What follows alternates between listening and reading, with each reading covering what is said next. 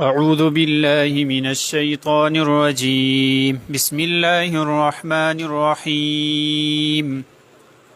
ألم تر أن الفلك تجري في البحر بنعمة الله ليريكم من آياته إن في ذلك لآيات لكل صبار شكور.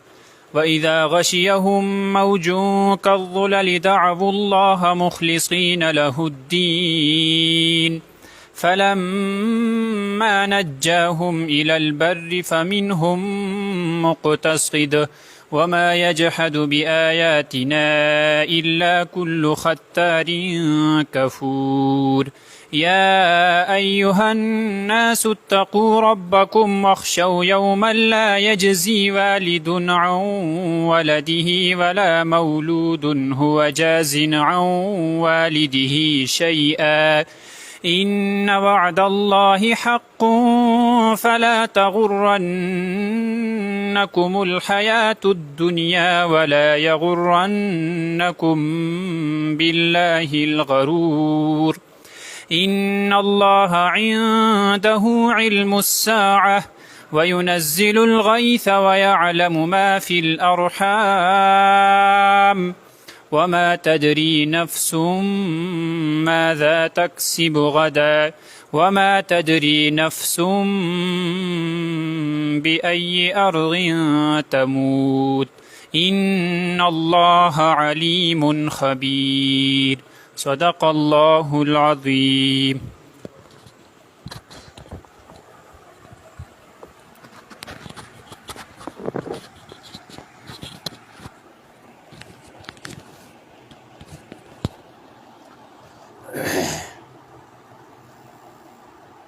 أعوذ بالله من الشيطان الرجيم.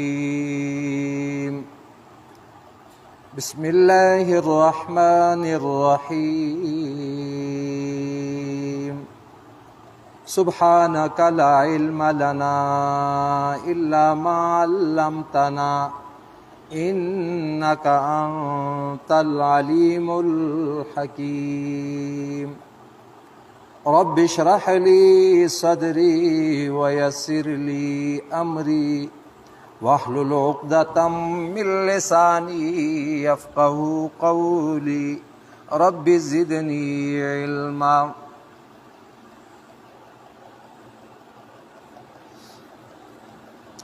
ألم تر أن الفلك تجري في البحر.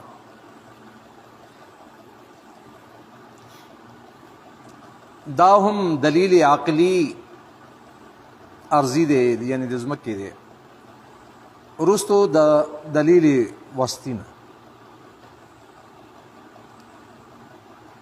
په دې آیت کې بنعمت الله مراد د دینه تعلیم د الله رب العزت دی بندگانو ته طریقه د جوړولو د کشتۍ چلولو د هغې پیدایش د اجزاو د هغې چې لرګي او اوسپنه ده دا الله پیدا کړي دي.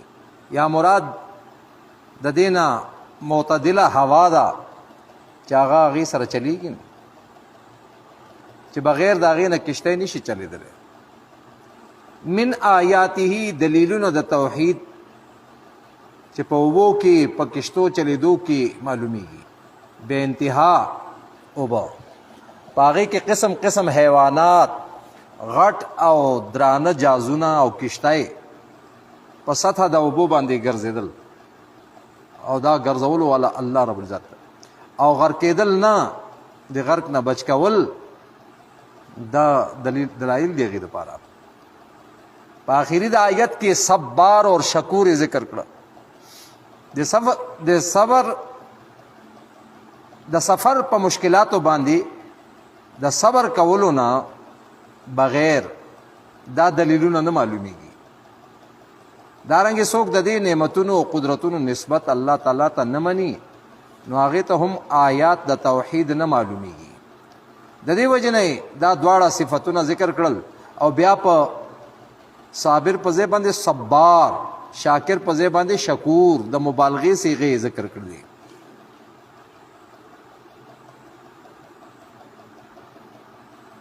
او د دې وجه نه چې بعض مشکلاتو کې صبر کول چې دی که نه او بعض نعمتونو باندې د الله رب العزت شکر چې دی دا کافران هم کوي. بعض نعمتونو باندې شکر او بعض مشکلاتو باندې صبر دا کفار هم کوي. دا هم عادت دا دی. خو په هر مشکل کې صبر کول اور هر نعمت د الله تعالی باندې شکر کول دا صرف یوازې د مؤمن صفت دی. دې کې دې سره مشرک کافر شامل نه دی. دی وجنه صبار ویلی شکور ویلی. الم ترى آیات نګوري ان الفلکا چې کشته تجری چلیږي فی البحر په سمندر کې بنعمت الله پر نعمت د الله تعالی سره دی. لیریکم چې خی الله پاک تاسو ته من آیاته دلیلنا خپل لیریکم من آیاتی بعض دلائل الوهیته تعالی بعض دلائل د الوهیت الله رب العزت تاسو ته سرګن کی او ووحدته وقدرته جل شانه وعلمه عز وجل. لیریکم چې خی تاسو ته من آیاتی دلیلنا خپل ان فی ذالک بشک پدی کې لآیات ډیر دلیلونه د توحید دی لکل صبار شکور هر یو ډیر صبرناک اور ډیر شکر گزار د پاره. ډیر صبرناک ځکه وي چې هر مصیبت کې چې صبر سو کوي نو هغه صرف مؤمن دی اور ډېرې نعمتونو باندې شکر چې څوک کوي نو هغه مؤمن دی. هغه مؤمن کوي. وَإِذَا غَشِيَهُم مَّوْجٌ كَالظُّلَلِ په دې آیت کې زجر دی په ناشکرۍ کولو د تیر شوي نعمت یعنی د خوف او هیبت د چپو د دریاب د وجې نه الله رب العزت ته عاجزي کوي او فریاد کوي او چغې وباسي چې یا الله مدد شه. نو دی خو د هغه مشرک نه ښه دی چې څوک ځان ته مسلمان وایي او چې په دریاب باندې سور شي نو علی مشکل کشا میری کشتی پار لگا دینا دا نعرہ لگی او یا بہاو الحق بھیڑا دھک ان دا بیڑا پوری واسا. نو آغا مشرکانو خو اللہ تب آواز کو چی یا اللہ مدد شاہ دا اللہ رب العزت فرمائی. وَإِذَا غَشِيَهُمْ ہر کلا چرا گیر کڑی دوی لرا موجن چپی پا سمندر کی کالظلل پشان دا غٹو وریازو دعو اللہ نو دوی بلی اللہ لا مخلصینا چه خالص کوي اغید پارا الدین دعا بلنا دلتا دین نمراد بلنا مخلصینا قرطبی لکی موحدین له لا يدعون لخلاصهم سواہو اخپل د نجات پارا بل هیچا آواز نکوي صرف اللہ تا آواز کی چی اللہ تمنگلا بچ کا دا دا مشرکانو حال اللہ رب العزت بیانی دا قرطبی وائی. فلما نجاهم الى البر ہر کلا چی بچ کری دوی لرا اوچیتا یعنی اوچوبیتا اللہ رب العزت پوری باسی دوی لا نو فمنهم مقتصد نو باز دا دوی نبیا حق پرستوی بس خشی اگوی ایمان راوڑی لکه حضرت اکرامه رضی اللہ تعالی چې د هغې د ایمان سبب هم دغه جوړ شو. خلکو الله ته آواز کو په دریاب کې نو هغه حیران شو. هغې یاره لات منات عزا وغیره ته آواز ولې نه کوئ نو الله ته ولې آواز کوئ. هغې دې سختي کې مشکلاتو کې صرف الله رب العزت په کار راځي بل څوک نه. نو دا خبره د هغې په زړه ولګېدله چې یاره مشکلاتو کې هغه په کار راځي او کله چې راته راشي آسانی پیدا شي نو بیا الله سره شرک کول نو دا خو انصاف نه دی. نو دا د هغې د ایمان سبب وګرځېده. نو ځکه بعضې چې دي که نه هغه حق پرست وي بیا فلما نجاهم الى البر هر کله چې بچ کړي دوی له اوچېتا فمنهم نو باز د دوی نه مقتصد حق پرست وي وما یجحدو انکار نه کوي بیااتنا زمونږ د آیتونو نه الا کل خطار کفور مگر هر بېلوزه ناشکره هر بېلوزه ناشکره چې دی دی زمونږ د آیتونو نه انکار کوي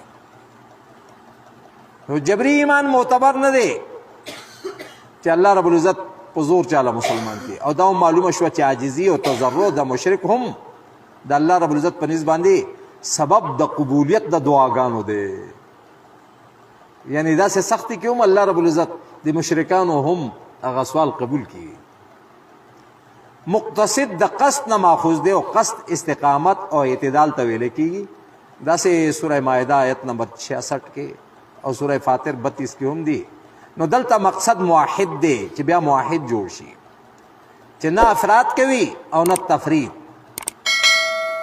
چې د وجود د الله تعالی نه انکار هم نه کوي افراط نه کوي او تفریط هم نه کوي چې د الله نه علاوه نور الها ګڼل شروع کی خطر د خطر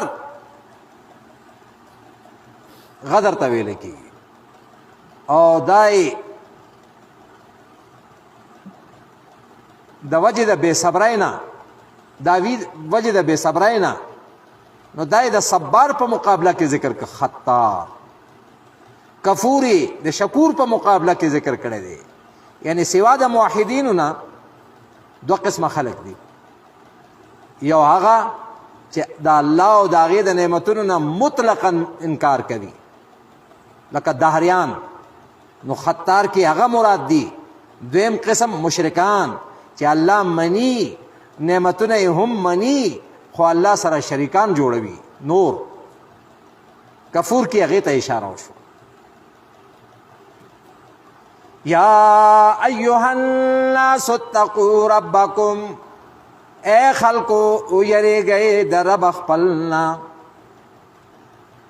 د الله نوم په ځای باندې اسم ذات په ځای باندې دا صفت د رب د دې ذکر وشو د کې اشاره د دې طرف ته چې دا دې ځای کې دی یره نه مراد هغه یره نه ده لکه څنګه دشمن نه یا زناور نه او لیو نه یریدل شروع شي داسې یره مراد نه ده بلکې رب راوړو دا داسې یره ده چې د محبت نه ډکه ده لکه څنګه چې زوی د پلار نه یریږي شاګرد د استاد نه یریږي نو د چا په زړه کې چې یره پیدا شي نو بیا د پلار او د استاد او د مشر د هغې عزت او عظمت دا کول شروع کی بیا او د هغې فرمانبرداري هم کوي بیا یا ایها الناس اتقوا ربکم اے خلقو یریږئ د رب خپلنا نو وروستو د تفصیلي دلیلونو نه او زجرونو د منکرینو نه عام دعوت ورکول کېږي یا ایها الناس اے خلقو توحید او تقوا طرف ته دعوت دی او تخویف ورکوي د عذاب اخروي نه یره ورکوي د آخرت د عذاب نه یا ایها الناس اے خلقو اتقوا ربکم او یریږئ د رب خپلنا داسې یرې سره چې هغه د محبت نه ډکوي ستاسو زړونو کې د هغې عظمت او یره د پیدا شي واخشو یره کوئ د هغې نه یومن او واخشو یره کوئ تاسو یومن د هغه ورځې نه قیامت ورځ مراد ده چې د قیامت د ورځې نه هم ویریږئ چې د هغه ورځ ده مراد د دې نه صرف خوف دی د واخشوا ربکم خوف دی د عذاب نه لا یجزي والد هر کله چې په دې صورت کې د والد او د ولد معامله ذکر شوه چې مخکې لقمان او زوی دی نو د دې وجې نه د والد او ولد تخصیص یې وکړو او دا پشان د سوره بقره آیت نمبر 48 اور 123 واتقوا یوم لا تجزی نفس عن نفس وغیرہ چی فاغا عامو هر نفس تا او دا خاص ته په اعلی افرادو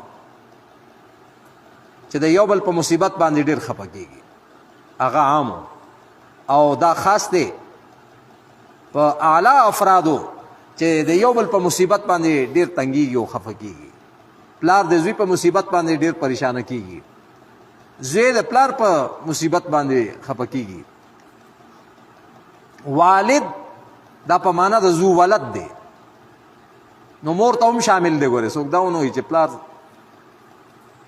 فائدہ نه ورکوي او مور ورکول شي والد دا په معنا د زو ولد دی یعنی ولد والا دی بچی والا نو بچی والا څنګه چې پلار دی نو بچی والا دغه شانته مور ده دا غوه مې لري که چې څوک دا ونه وي چې والد پکار نشي راتلی قیامت کې نو والده چې ده نو دا پکار راتلی شي ځکه چې د هغې نفي خو نه ده شي که نه نو خو کله چې ته د والد معنا زو ولد وکې د ولد والا د بچی والا مور ته هم شامل دی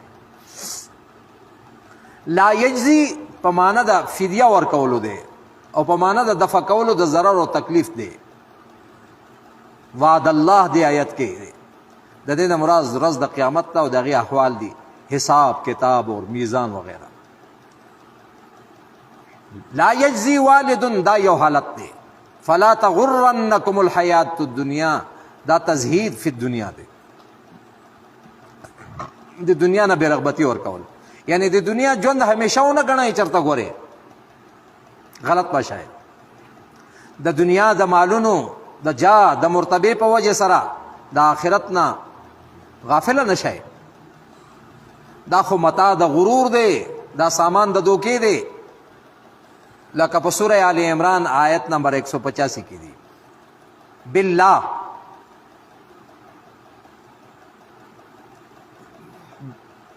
وما تدري ان وعد الله ولا يغرنكم بالله تاسو له د دوکران کې بالله دا الله نه نو دا مراد دا دی چې درته وایي چې الله تعالی نشته وای یا وایي چې شفاع او شرکا د الله سره شته دي شریکان هغه به نجات درکې یا وایي درته چې کوه یار څه چې کوي الله غفور رحیم دی گناہ کوي او کار څه کوي خو الله غفور رحیم دی اس پروا مه کوه یا وایي درته چې الله رب العزت دا ضرور وسیله پکار ده نو په وسیله شرکیه کې دې چاته اخته نه کی یا وایي درته چې الله یو دی نو یو خو صرف یو کار کولی شي او کارونه خو د خلکو ډیر دي نو ډیر معبودان پکار دي نو معلومه شوه چې خالقان او حاجت روا هم سوا د الله نه نور هم شته دي داسې قسم وسوسې وانه چي تعالی ځکه ولا یغرنکم بالله یا ایها الناس اتقوا ربکم اے خلقو یریږئ د رب خپلنا رب راوړلو کې اشاره تاسو معلومه کړه چې یاره دا داسې یاره نه ده ګورې لکه څنګه چې دشمنان نه یریږي او رب دې ستاسو وای هغې ستاسو تربیت کړی دی او ستاسو پالنه کوي لګیا دی ستاسو خیال کوي واخشو یره کوئ دا یومن دا هغه ورځې نه لا یجزي چې نه به شي دفع کولی والد یعنی زو ولد د بچی والا هم ولدی دا خپل د بچی نه خپل د اولاد نه خپل د اولاد نه هېڅ شی به دفع نه کي د هغوی د عذاب نه هېڅ به څه شی لرې نه کي نو چې خپل زوی نشي دفع کولی نو نسې خو بالکل نشي کولی هغه خو لرې دی د هغې څه کار یې نه دی پاتې شي د هغې خو دویم نمبر دی بیا ان ولا مولود اولاد بدفع کی کون کے وی ام والدی د پلار خپل نه شیئن حسیز یعنی غم د پلار دی عذاب نه مور او پلار د عذاب نه اس شی نشي دفع کولی وره ان وعد الله حق یقینا وعد الله حق دا وعد الله حق دا یعنی قیامت حق دی دا حساب و کتاب دا حق دی او عذاب و ثواب جنت اور دوزخ دا حق دی فلا تغرنکم الحیات الدنیا، تاسو لا چرته دی دنیا ژوند دوکې کې وانه چې ګنې تاسو دی کې اخته شئ او آخرت نه غافله شئ، داسې ونه شي. ولا یغرنکم بالله، او تاسو لا دوکه نه کی چرته بالله د الله نه. او مراد تاسو معلوم کو چې درته وایي چې الله نشته وای، یا وایي چې الله سره نور شفاء او شریکان شته دي، هغه بدل نجات را کې غم مکوا. یا وایي چې الله تعالی غفور الرحیم دی، کوا چې سکے گناہ کوي او نافرمانی کوي اس پروا مکوا. اور یا دلا پدې کار کې اخته نه کی چې شرکیه وسیلې کې د مبتلا نه کی. یا درته دا وایي چې الله یو دی او کارونه د خلکو ډیر دي، نو یو چې دی نو هغه خو یو حاجت روایی کولی شي، هغه خو یو کار کولی شي، نو د دې وجې نه نور معبودان نشته، الله سره شریکان شته. نو ولا یغرنکم دوکه دې نکړي تاسو لرا بالله د الله رب العزت باندې الغرور دوکې ورکوونکې، یعنی دوکه باز شیطان ستاسو نفس لهم شامل دی کنه، هغه هم داسې ټوټکې موټکې ښی سړي ته. ان الله عنده علم الساعه، دا دلیل عقلی علمی دی. په تیر شوي آیت کې یوم لا یجزی سره تعلق لري. عنده علم الساعه، دا عنده دلیل دی په تخصیص د علم د ساعت په الله پورې، یعنی الله رب العزت پورې دا علم خاص دی. هر کله چې علم د علاماتو داغي الله رب العزت انبیاء ته هم ښودلی دي، نو من وجه علم غیر ته حاصل شو، نو د دې وجه نه لا تدری نه دی راوړي، وروسته ورپسې لا تدری ذکر کړ دی. او دې ځای کې دا نه دی راوړی ځکه چې د دې بعض علامات چې دي که نه هغه الله رب العزت ښودلی دي انبیاء ته. وینزل الغیث، باران ورول. هر کله چې انزال د الله رب العزت فعل دی، نو معلومه شوه چې هغه پرې ضرور عالم دی، دا کار د الله دی باران را ورول، نو هغه باندې خبر دی. یا دا چې دا عطف ته په معنا د علم الساعه باندې، یعنی عنده علم انزال الغیث او یعلم ما فی الارحام، په دې دواړو کې اول علامات ښکاره کیږي، نو من وجه علم بندگانو ته هم حاصل دی. پکې وریځ راځي، هواګانې وچلیږي، نو پته ولګي څه علامات راشي که نه چې یاره باران به وریږي. دارنګې په رحمونو کې څه شی دی، نو یو من وجه څه نه څه پته لګي که نه څه خو دي، نو دا من وجه علم بندگانو ته حاصل دی. نو د دې وجه نه صيغه د تخصیص نه ده ذکر کړي، اگر چې دلته هم تخصیص مراد دی، په عطف معنوي سره تقدیر دا دی چې عنده علم ما فی الارحام او عنده انزال الغیث.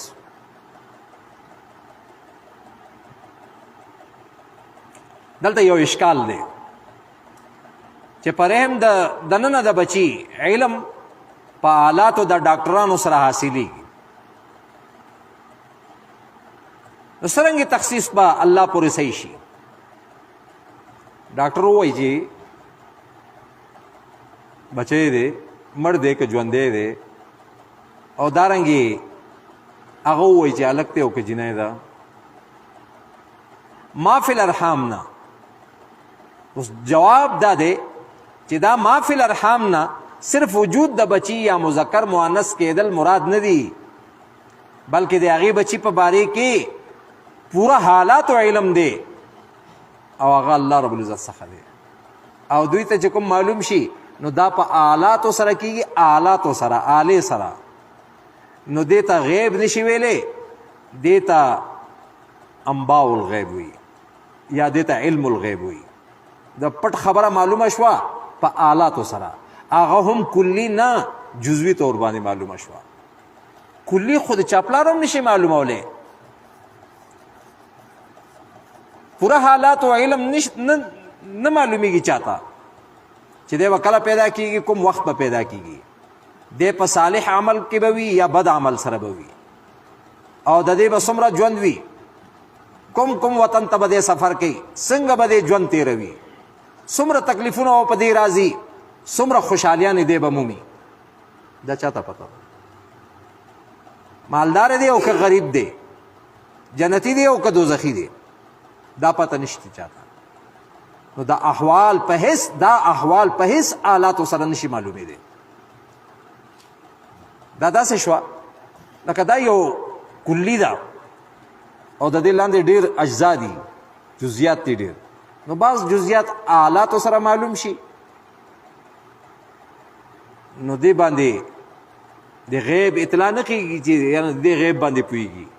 دا غیب هغه ته ویلی شي چې بغیر د څه آلې نه، بغیر د چا د خولو نه، بلا تکلف صحیح خبر چې سړی ورکي که نه، نه ورته وحي شی ده، نه ورته الهام شوی دی، نه آلې سره یې معلوم کړي دي. دارنګې باران ورېدلو دپاره چې هم کوم هغه وایي چې باران به کېږي، موسمیات والا وایي، نو هغه هم یقیني خبر نشي راکولی.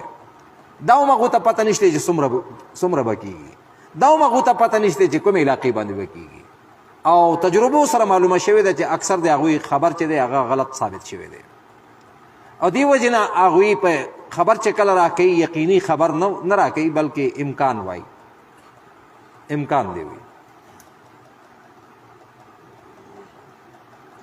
نو داسې خوار سړی وي، وریځ راشي نو سړی وي یاره باران راغی که خیري، هغه لږ ساعت وروسته شین شي. نو دا علم الله پورې خاص دی. په حدیث صحیح کې راغلی دي چې د 5 امورو ته مفاتیح الغیب ویل کېږي، د غیب کنجیانې. اشاره ده چې صرف 5 څیزونه نه دي ګورې، بلکې هر یو د دې نه بے شماره جزئیاتو باندې مشتمل دی. تفصیلی حالات د قیامت، تفصیلی حالات د باران، تفصیلی حالات د بچی، تفصیلی حالات د اعمالو د سبا چې سار به څه کومه، تفصیلی حالات د هغه ځای چې د مرګ دی. نو دا خزانې د غیب دي، دا د غیب خزانې دي، دا هیچ چاته پته نشته. بعض ناپوه کسان چې اعتراض کوي چې د دې 5 نه علاوه د نورو مغیباتو علمونه رسول الله صلی الله علیه وسلم ته ورکړی شوي دي، ځکه چې د دې 5 تخصیص په ذکر سره کړی دی. او نو معلومه شوه چې دې نه علاوه نور څیزونه پیغمبر ته معلوم دي. دویم دا چې بعض مفسرین روایات راوړي دي چې د دې نه علاوه نور علمونه الله رب العزت پیغمبر ته ورکړي دي. جواب دا اول دا دی چې تخصیص په ذکر د نفي د ماسوا نه غواړي، چې د ماسوا نه نفي ګڼي وکړله، لکه چې دا قاعده مسلمه ده. او دا یې د دې وجې نه خاص ذکر کړي دي چې مشرکانو دغه وخت کې سوال کوو، تپوس کوو، د دې 5 خبرو تپوس کړی دی. دارنګې مفسر آلوسی په تفسیر روح المعانی کې دا ذکر کړي دي چې هغې دا 5 خبرو تپوس یو سړي وکړو، نو هغې دپاره الله رب العزت دا آیت راولي. دویم جواب دا دی چې دغه قسم احادیث په بعضو مفسرینو ذکر کړي دي بے سنده دي، او په سند صحیح سره دا ثابت نه دي. او بل دا چې د قرآن د نورو هغه آیتونو هم خلاف دي، کوم کې چې ښکاره دلیل د نفي د علم غیب د نبی علیه السلام نه کوي. قل لا اعلم الغیب قل لا یعلم من فی السماوات والارض الغیب الا الله. تو آیا اسمانونو او پزمکو کې پټو خبرو علم چې دی هیڅوک نه پوهېږي بغیر د الله. او پیغمبر ته وایي چې ته دا ووایه لا اعلم الغیب، زه غیب نه پوهېږم. د دوی د کتابونو کې دا کوم خلک چې د نبی علیه الصلاۃ والسلام د غیبدانی دعویدار دي، نو دو عجیبه عجیبه خبرې لیکل دي. د دې اوس یو جواب یې لیکل دی لا عالم الغیب. وی دا خو پیغمبر ته الله ویلو چې ته خالی ووایه خلکو ته چې لا عالم الغیب، زه غیب باندې نه پوهېږم. نور خو پوهېده پیغمبره، خدا ته ووایه دوی ته. د دې څه مطلب دی؟ دا خو هسې بیا ګپ شپ جوړ شو، ټوکې ټکالې شوې چې پیغمبر په غیب پوهېږي او الله ورته وایي چې ته خلکو ته ووایه چې زه غیب نه پوهېږم. نو دا خو یو قسم دروغ هم دي. او پیغمبر داسې کولی شي او الله داسې ویلی شي؟ داسې وایي چېرته پیغمبر ته چې ته نور خو پکې نه پوه یې پټ په پټه، خو خلکو ته ووایه چې زه نه پوهېږم.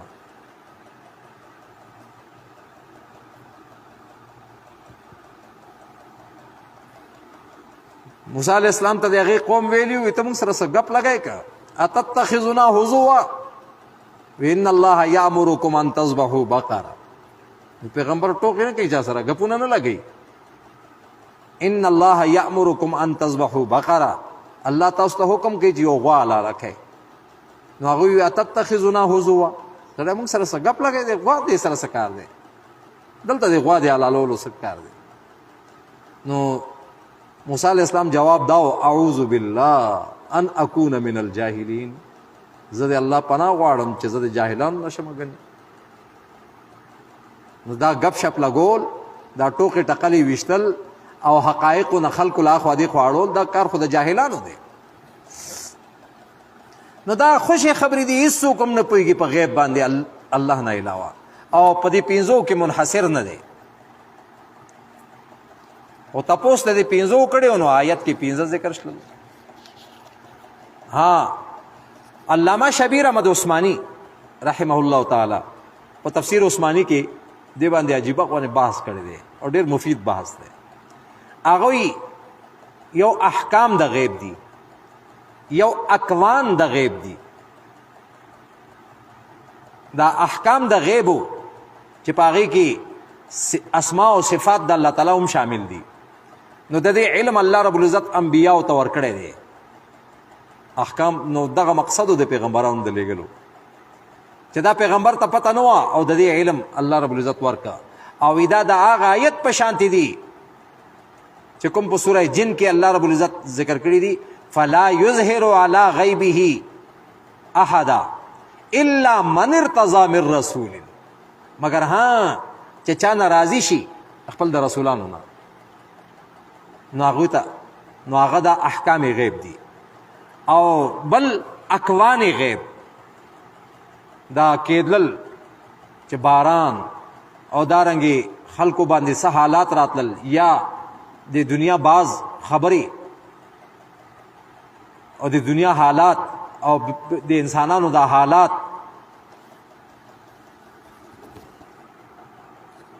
دې کې چې کله الله رب العزت وغواړي نو پیغمبرانو ته په طور د وحي د بعضو خبرو اطلاع ورکي. لکه نبی علیه الصلاة والسلام په بدر کې مخکې ځایونه وښیل چې دا د فلانی د مړ کېدو ځای دی، دا فلانی د مړ کېدو ځای دی، دا فلانی د مړ کېدو ځای دی. دارنګې نور داسې ډېر اطلاعات دي. نو دې اکوان غیب کې هم بعض الله رب العزت انبیاو ته په ذریعه د وحي وښیل، یا خپل اولیاو ته په ذریعه د الهام وښودل دا څیزونه بعض. نو دې نه دا لازم نه راځي چې دوی ته دا عالم د ما کان و ما یکون شلل، چې څه به وشي او څه به کېږي دې ټولو نه خبر دي، داسې نه ده. او عالم الغیب هم نه دي، ځکه چې یو ځل وښیل نو دې ته انباء الغیب وایي، دې ته د غیب خبرونه وایي، غیب خبر. لکه یو سړی د امریکې حالات چاته بیان کی، امریکې نه راشي یا امریکې حالات معلومي ورته، هغه چاته ووایي چې امریکا داسې ځای دی او دی هم وایي چې امریکا، بیا بل چاته نقل کوي. نو دې مطلب خدا نه دی چې دی د امریکې نه خبر دی، خو دی د چا په خبرولو باندې خبر شوی دی.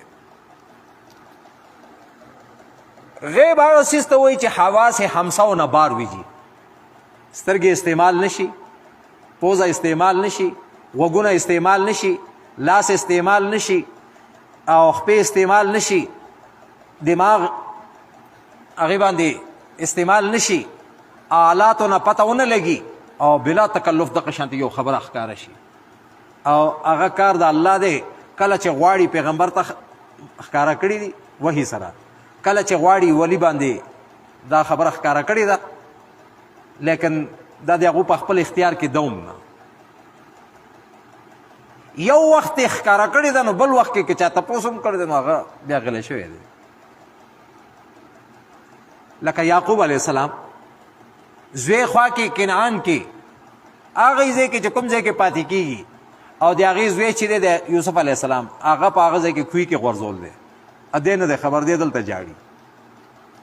او کله چې خبروي الله نو هغه مصر نه چې کله هغه قافله را روانه شوه نو دی هغه کور کې خلکو ته وی انی لا اجد ریح یوسف، زه د یوسف بوی مومم. نو چرته کنان او چرته مصر، او کنان کې خوا کې کوی کې نه دی خبر او نه خبرېږي، ځکه چې خبرولو والا نه خبروي والا، الله نه خبروي والا. او د هغه ځای نه چې بوی راتلل شروع شلل والا د یوسف علیه السلام نو هغه الله خبرو. نو دې ته عالم الغیب نشي ویلی.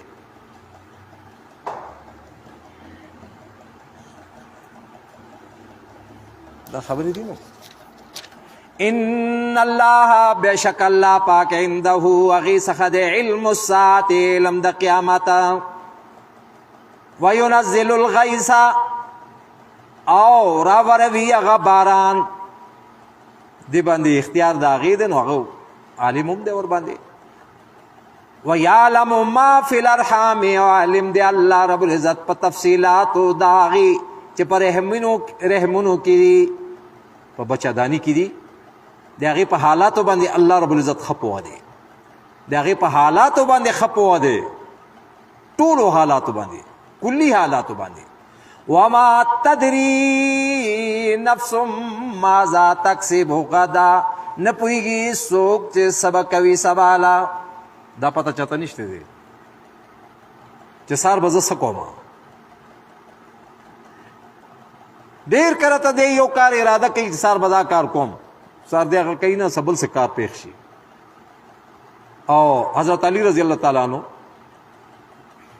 دغه دلیل جوړ کړی و چې عرفت ربي بفسخ العزائم، ما خپل رب وپېژنده د هغه ارادو د فسخ کولو نه چې سړی یو اراده کي او کېږي بله وشي بله. وما تدري نفس ماذا تکسب غدا، نه پوهېږي څوک چې سبا کوي سباله. دا بلکل چاته پته نشته دی. نو ځکه تدري راوړ دی، اول سره تدري نه دی راوړی ځکه چې د هغې بعض خبرې الله رب العزت نور ته ښکاره کړي دي.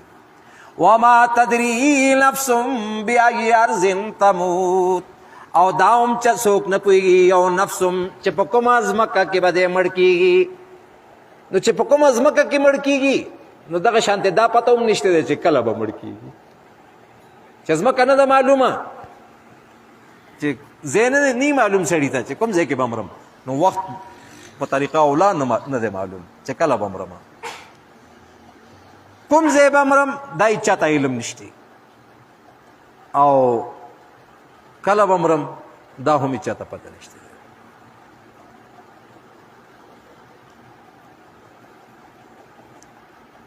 هغه سړي چېرته ډېر زیات څه کوشش کوو که نه چې ما ته دا پته ولګي چې زه به کله مرمه،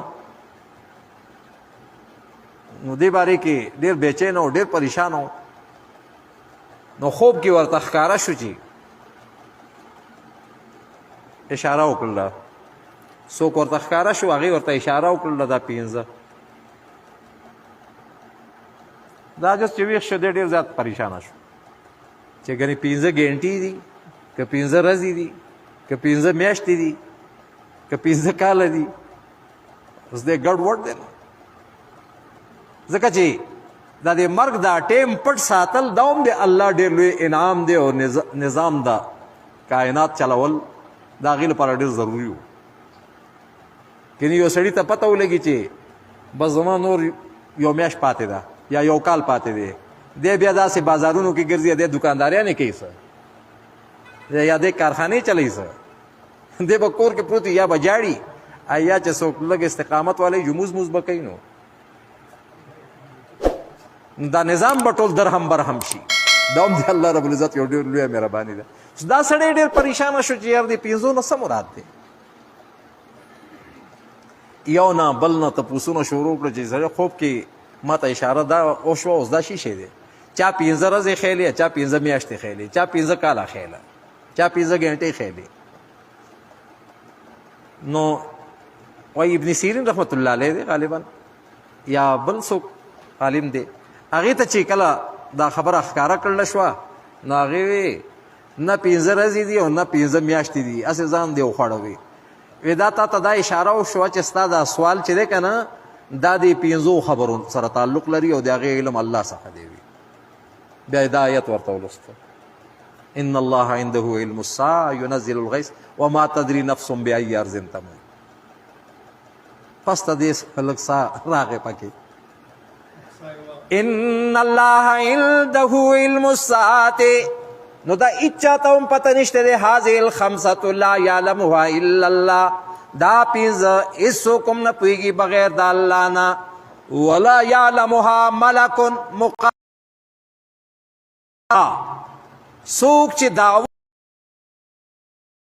وکړي انه يعلم شيئا من هذه چې زه دې بعضو کې پوهېږم فقد کفر بالقرآن دې کفر کو قرآن سره دې کافر شو قرآن باندې لأنه خالفه دی وجه نه چې دې مخالفت وکړه د دې آیت دا قرطبي او خازن لیکلي دي.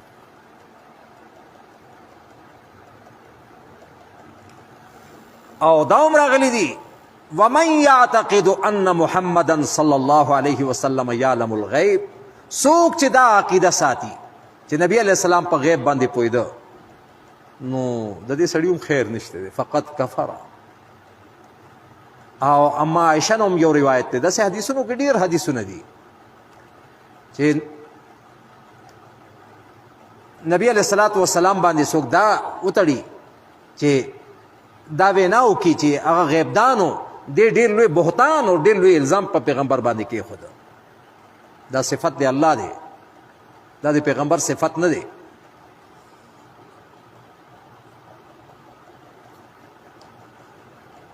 وما تدري نفس بأي أرض تموت نه پوهېږي نفس بأي أرض چې په کومه ځمکه کې دی مړ کېږي. ان الله علیم خبیر یقینا الله پوه دی او خبردار دی په پټو خبرو باندې. دا ټکې بل چا ته نه دی ویلی شوی چې دی هم خبردار دی نه پیغمبر ته ویلی شوي دي. او دا دومره نازکه مسله ده په فتاوا سراجیه کې ما لیدلی دي قاضي خان سره لګېدل ده